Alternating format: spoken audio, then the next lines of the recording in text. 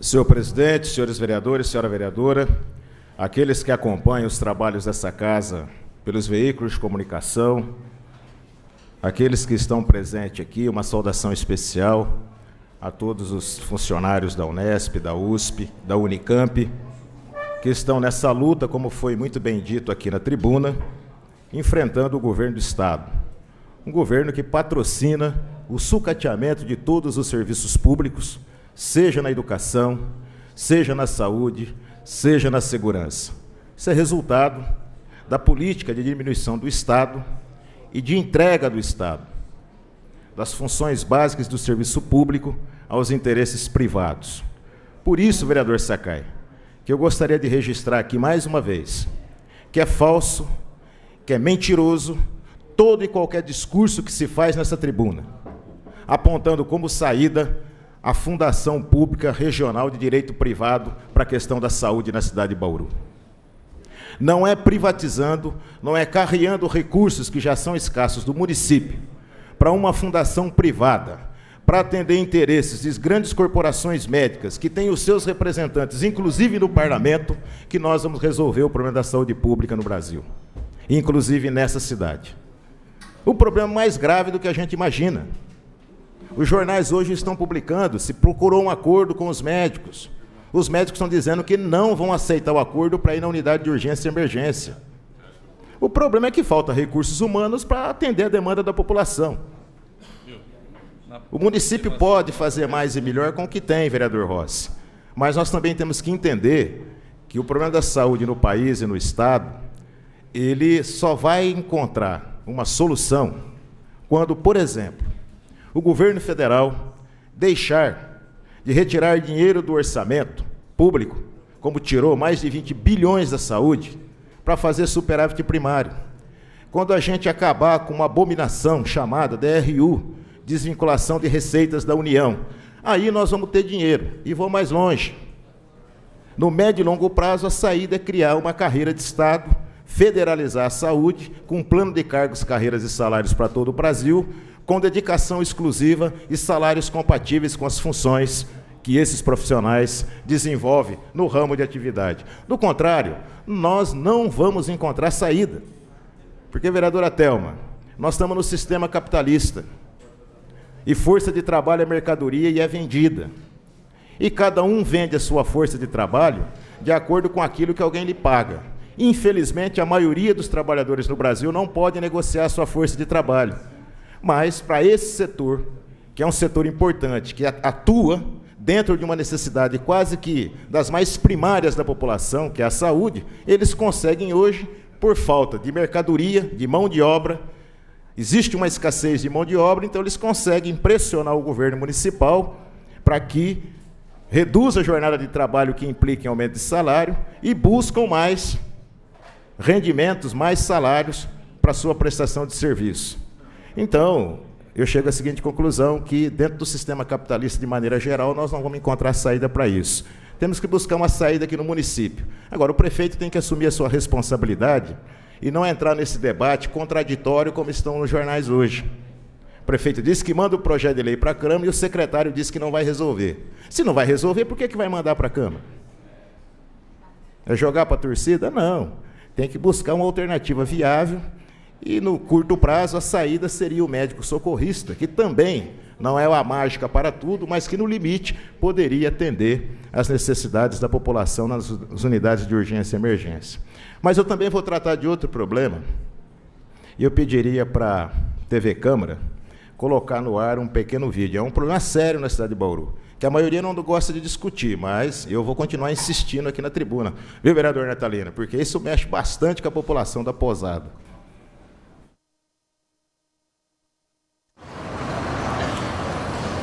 As empresas que operam o transporte público na cidade solicitaram à Endurbe o reajuste das tarifas e entre as principais justificativas apresentadas para o aumento estão os gastos com funcionários, óleo diesel e pneus.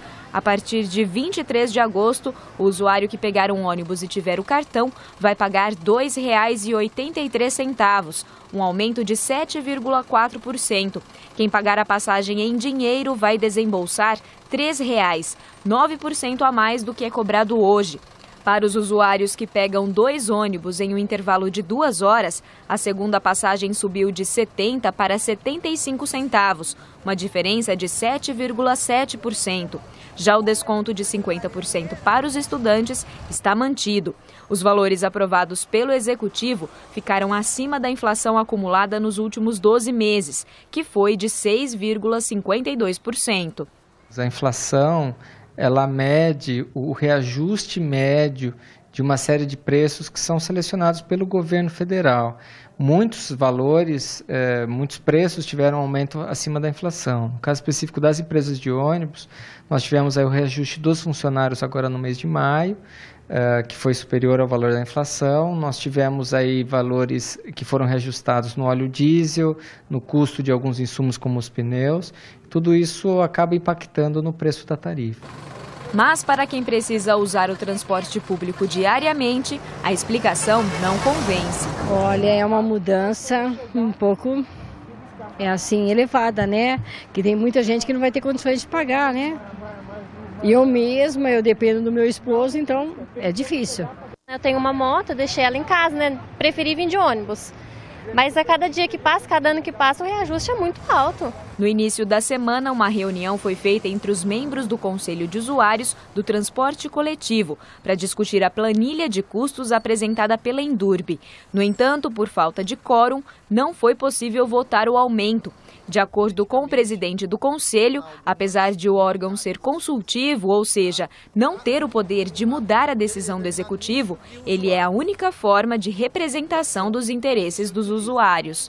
O Conselho ele é composto por integrantes de entidades que representam os usuários.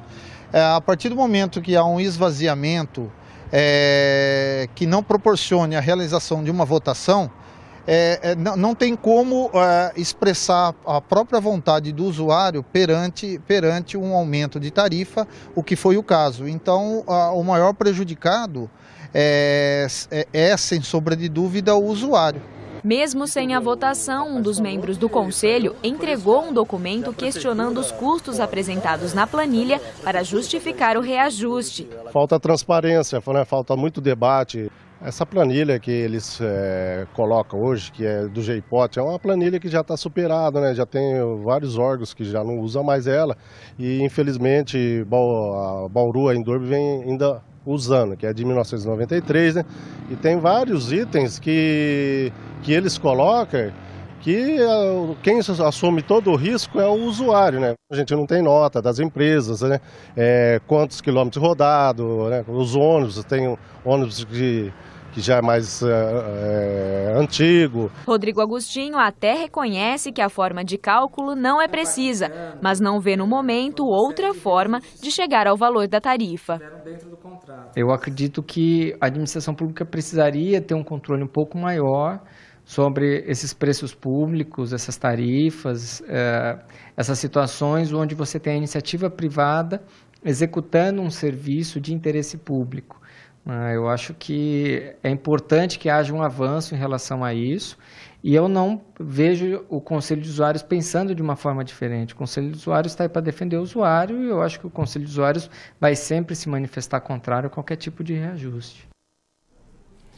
Essa matéria, uma brilhante matéria da Unesp, da TV Unesp, e as entrevistas do prefeito mostra claramente que se pratica na cidade de Bauru um embuste de má-fé contra os usuários de transportes, que pavimenta o caminho para uma fraude. O prefeito justifica o aumento, dizendo que houve aumento de reajuste médios, de salários e tal. Como todo mundo sabe que o salário necessariamente não implica em aumento de tarifa. Segundo, com os dados que nós estamos trabalhando da tarifa, nós demonstramos que não houve aumento nos insumos da cadeia produtiva, ao contrário, ocorreram desonerações fiscais.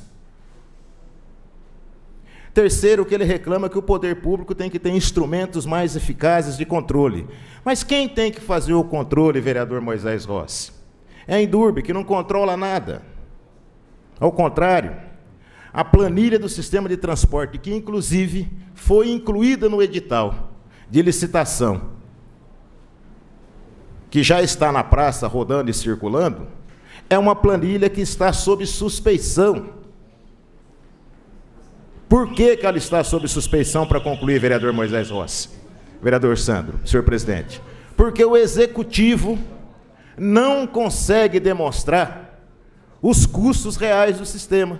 E pela análise que nós fizemos, as tarifas do sistema de transporte estão superfaturadas. Então, para concluir, eu digo e afirmo que os usuários de transporte na cidade de Bauru estão sendo vítimas de um furto qualificado e oficial patrocinado pelo Executivo Municipal. Muito obrigado, senhor presidente.